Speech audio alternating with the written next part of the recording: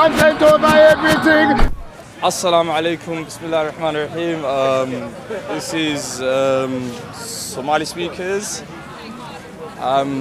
Basically, what we want to talk about, highlight issue that's concerning the community is right now is we got hit by 2 cyclones in the last week or two, and we just me and my brother Abdi just wanted to talk about and highlight issues that we found a bit disturbing. How it's not being highlighted. How 1,000, I don't know what the numbers is, but at the same time it's kind of sad to think about our people losing their lives like that with the floods and all of that. So I just wanted to elaborate and give some information out, and because I feel like our people are not connected. I think like the whole world doesn't know what we're doing.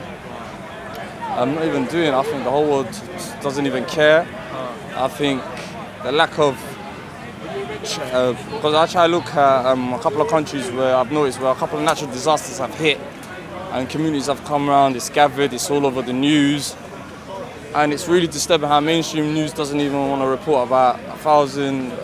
I don't know. I think you got the numbers and you know the statistics. The statistics, they said UN agencies on the ground, UN refugee agency in particular, they said in Somalia and Behaviour that it was estimates. I don't know if they would use the word estimates, but the numbers are around 270,000, right? Yeah. But yeah, I want to touch on your point, my brother.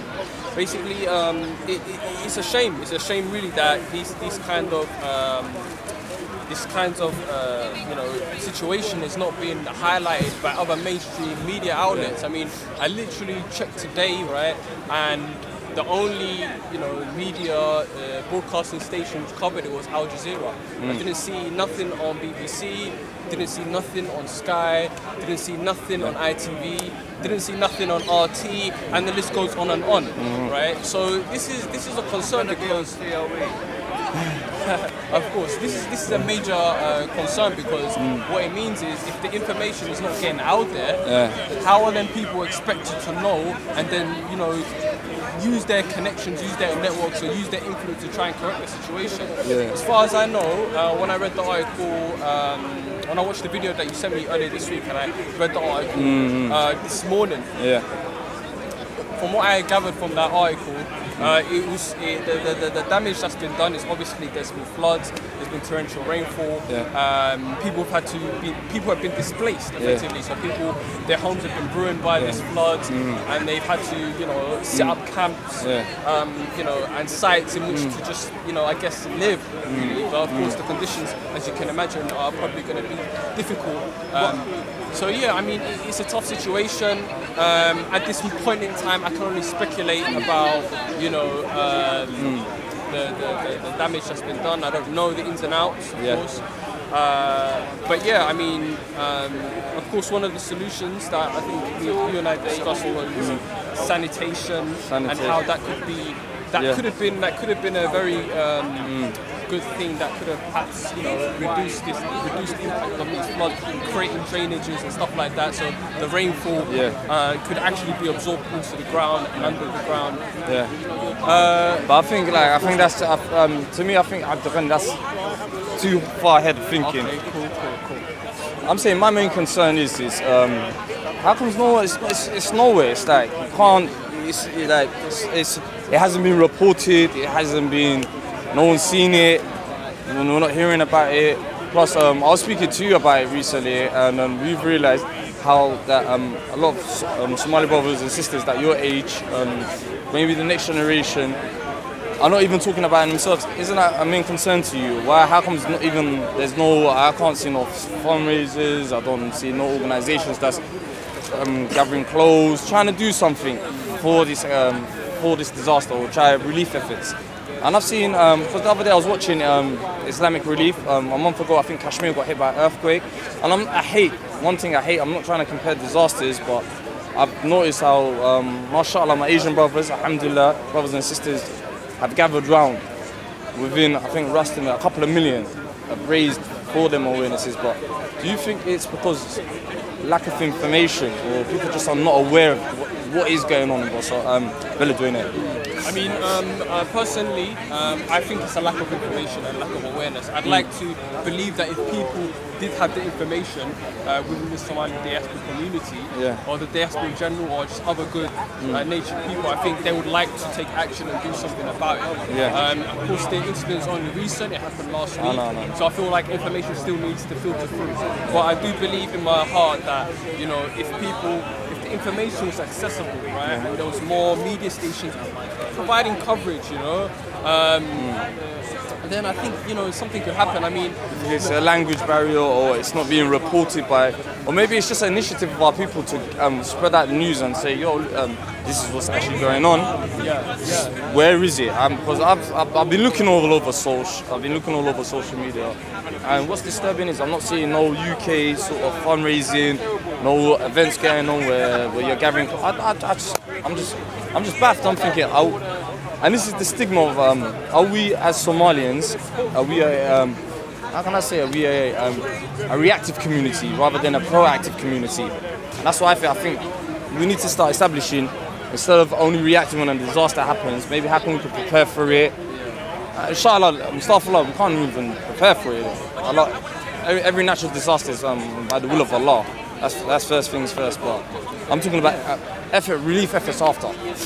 Yeah, no, 100%. I agree with you, man. I do feel like there needs to be more proactiveness to prevent these situations happening, right? But I just want to touch up on that point a bit more about, you know, this lack of awareness and this lack of information and stuff like that being disseminated. This might sound controversial. You might think it might be controversial. Other people watching might think it's controversial. But personally, I feel like, you know, the responsibility lies with those who are, you know, have the influence and have the power. So, like for me, like the Somali influencers, I think it's upon them to really, you know, understand more about these issues.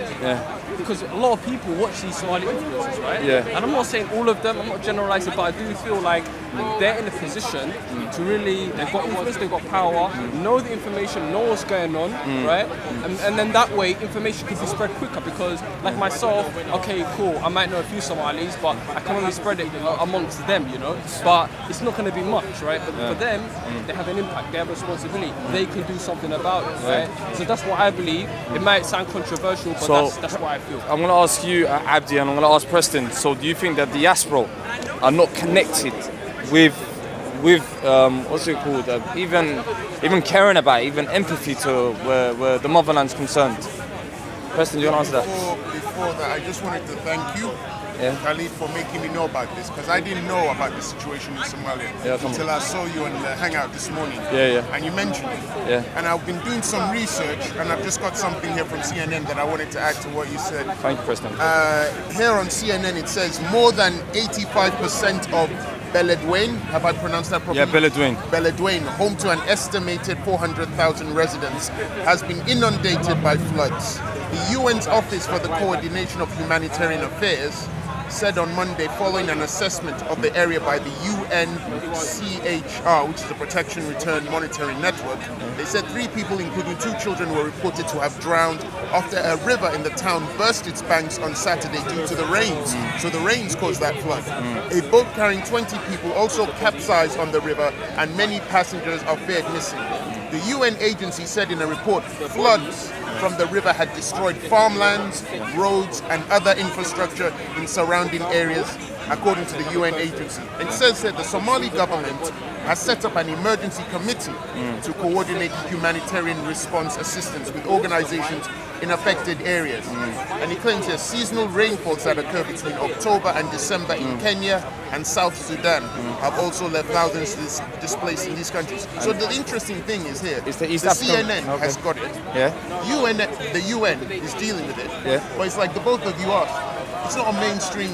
No, definitely not. That's what I'm saying, and it's baffling to me. It's just, I'm just thinking, wow, I'm seeing it. I'm hearing relatives back home. People are, and it's white, and it's heartbreaking. It's heart-dawning. But again, when we start highlighting stuff like this, like nationalism, and I think that's all has to fly out the window. So I'm not even concerned about that. But Preston, what is it? What do you think it is? What What do you think personally? Why the information's not going out? I think And for get into some us. reason, I think the information might come out, but they seem to have a priority thing in the mainstream news, with the editor deciding what news is important. So for whatever reason, they've decided that what has happened in Somalia And East African and region. East Africa is not a priority. So maybe in a week's time, they might mention it. But we know, thanks to the 21st century, there are other channels. And I think you mentioned Al Jazeera. Yeah. So if you go on Al Jazeera, they're showing it. But the mainstream channels are not showing it. So it's the editors that have not seen it as a priority to mention it, which is very disturbing. Because it clearly is a humanitarian issue. The UN's involved, the Somali government's involved. People have lost their lives. Their livelihoods have been destroyed. So it's important. I don't know why they don't want to talk about it. Maybe they will. I'm giving them the benefit of the doubt. Maybe they will next week. Or But maybe- at the moment, it's a travesty that they haven't mentioned what's going on. And it's sad. My brother, have you got a couple of things to say about the Beledweyne incident? Well, Adwene, I swear, my brother, if you ask me, Yeah. I don't know much. You know, I've been too much on the online thing, my brother, to a point where I don't even know what's going on. Actually, you're the first that I've heard from. So, Thank you, Abdi. Yeah, definitely.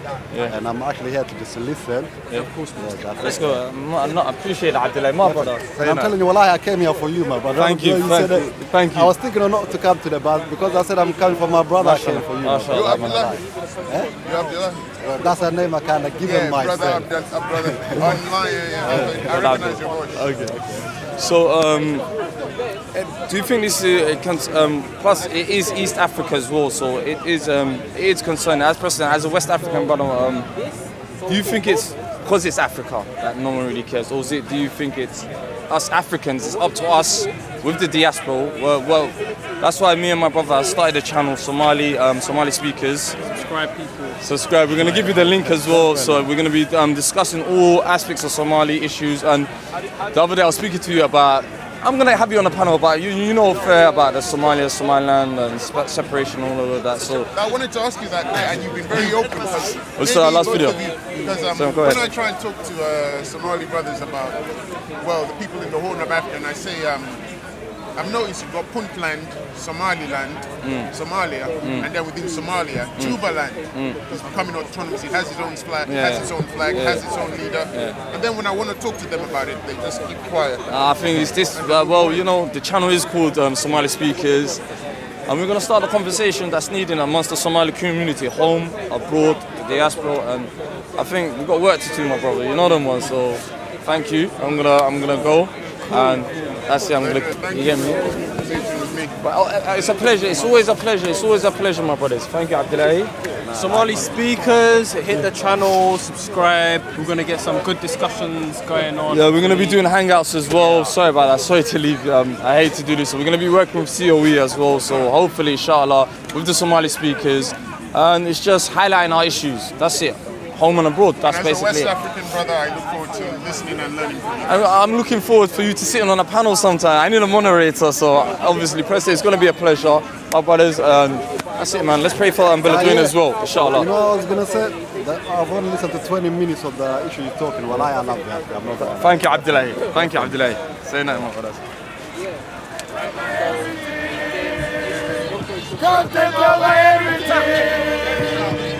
From your man, say it straight. Man, don't listen to BBC. Man, don't listen to ITV. Listen. Japan, just to add to what he's saying, Japan is a collectivistic culture. So it's about putting the group's needs before your own, rather than the other way around. Man, don't listen to ITV. Collusion and cultures, the idea that everyone's coming from different backgrounds, different countries, and therefore different values. So therefore